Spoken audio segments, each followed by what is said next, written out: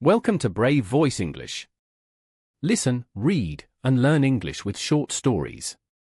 Don't forget to subscribe. Let's begin. A story of hope. Once, in a quiet valley surrounded by tall green hills, there was a small village called Lamora. It was once full of life. Children laughed as they played near the river. Farmers worked in their fields from dawn to dusk. And every evening, people gathered around a large tree in the village square to share stories and songs. But all of that changed. One year, a terrible drought came. The river dried up. The crops failed. The animals grew thin. One by one, families began to leave. They packed what little they had and searched for a better place. After many months, only a few people remained. Among them was a 12-year-old girl named Ilara. Ilara had lived in Lamora all her life. Her parents had passed away when she was young, and she now lived with her grandmother, Luma. They were poor, but they loved each other deeply. Luma was old and wise. She often said, "Hope is like a seed. Even when hidden in dry ground, it can bloom again." Ilara didn't know if she believed that anymore. She missed her friends. The fields were dry. The once beautiful tree in the village square had lost all its leaves. Everything felt lost. One cold morning, Ilara went to fetch water from the faraway well. The walk took nearly an hour now that the river was gone. On the way back, she passed the old village school. It had been shut for nearly a year. Windows were broken. The paint was peeling. But inside, she saw something strange, light. Ilara peeked through a crack in the door. Inside stood a tall woman with dark hair and kind eyes. She was cleaning the dusty floors and humming to herself. "Who are you?" Ilara asked. The woman smiled. "I'm Myra. I used to teach here. I've come back." "Why?" Ilara said. "There's no one left." "There's you," Myra said gently. "And I believe others will return. But only if there's something to return to." Ilara wasn't sure what that meant. But she watched as Myra continued cleaning. Something inside her stirred, a small flicker she hadn't felt in a long time. That evening, Ilara told her grandmother about Myra. Luma's eyes lit up. "I remember her. She taught your mother," Luma said. "She was kind. If she's back, maybe others will come too." The next day, Ilara went back to the school. Myra was fixing the old bookshelves. "Can I help?" Ilara asked. Myra nodded. Of course. They cleaned, painted, and sorted books. Every day, Ilara came back. Other children, hearing Myra had returned, slowly began to visit too. First 2, then 4, then 10. Myra started holding classes again. Not just reading and writing, but gardening, building, and storytelling. She said, "We will rebuild together." One afternoon, she handed Ilara a small brown packet. "Seeds," Myra said. "For the tree in the square." "But it's dead," Ilara said. "It only looks that way," Myra said. "Sometimes, all it needs is someone to believe." That night, Ilara planted the seeds near the old tree. Weeks passed. The sky remained dry. The earth cracked. Still, Ilara watered the seeds every day with the little water she could carry from the well. Others began helping too. One boy brought water. Another brought compost. The village square slowly began to look alive again. Children played in the open. Adults repaired houses. The laughter that had once vanished returned, soft at first, then louder.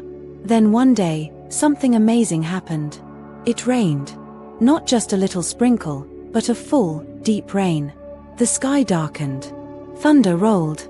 And then, heavy drops fell, soaking the ground. People danced in the streets. They let the rain fall on their faces and arms and laughed. The next morning, something else happened. The old tree had a single green shoot. Hope had returned. With the rain, the river returned. It wasn't as full as before, but it flowed again. Farmers came back to plant seeds. Families who had left heard the news and began returning. Ilara stood in the square and watched as a new life bloomed around her. The tree, once dead, now had small green leaves. The school had fresh paint. The homes were being repaired. One evening, Myra gathered everyone under the tree. She spoke to the village. We lost much, but we never lost everything. Because hope lived here. In Ilara. In Luma. In each of you. The crowd clapped. Ilara felt her cheeks turn red. Myra turned to her and said, "You didn't give up. You watered the seeds even when it seemed useless.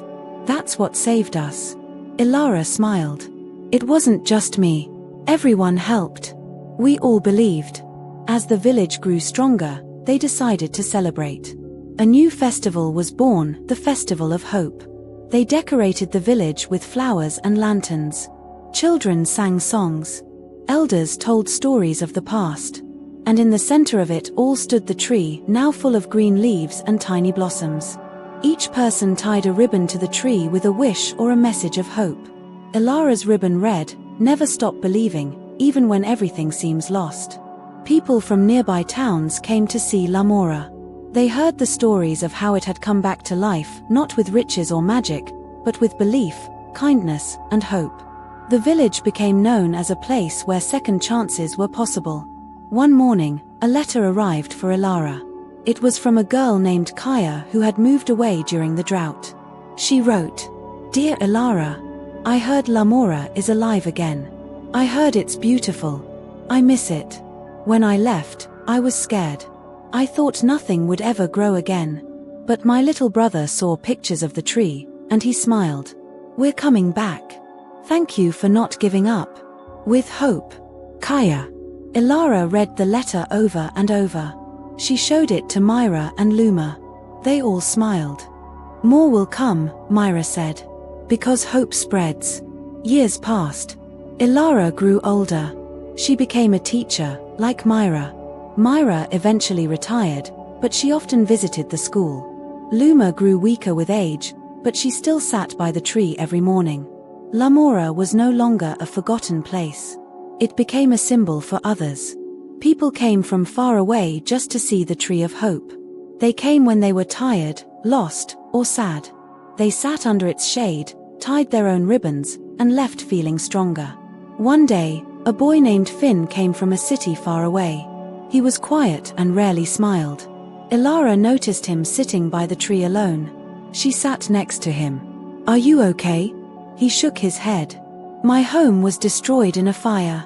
I don't know what to do." Ilara handed him a small ribbon. "Write what's in your heart. The tree will listen." Finn wrote, "I want to feel safe again." He tied the ribbon gently to a low branch. Over the next few weeks, he helped Ilara at the school. He made friends. He learned to build and plant. One evening, he smiled for the first time. Years later, Ilara stood under the great tree, now tall and wide with thousands of ribbons hanging from its branches. She read some of them. "I hope my mother heals. I wish for peace in my heart. May I find a place to belong. Thank you for not giving up." She thought of the girl she once was, the girl who believed everything was lost. She was wrong. Sometimes, what looks like the end is really just the beginning. She touched the trunk of the tree and whispered, "Thank you."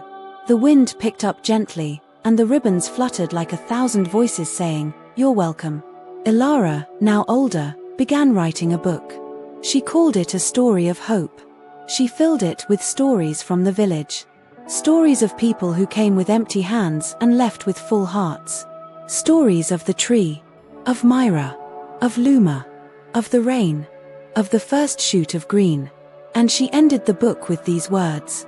Hope doesn't always come with loud sounds or bright lights.